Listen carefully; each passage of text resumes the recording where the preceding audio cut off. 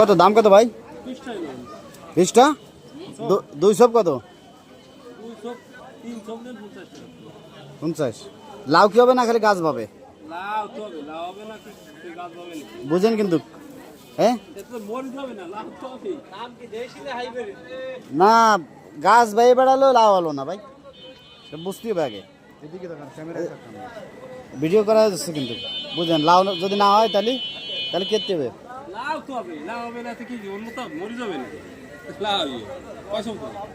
কি করেন আপনি, কি বলেন তারিক ভাই? তারিক ভাই, এই মুহূর্তে আমরা আছি চুনখালা বাজারের সবজি অর্থাৎ চারার দোকানে।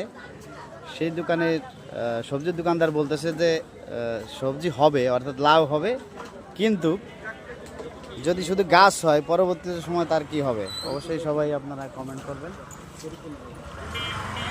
হ্যাঁ ঠিক আছে।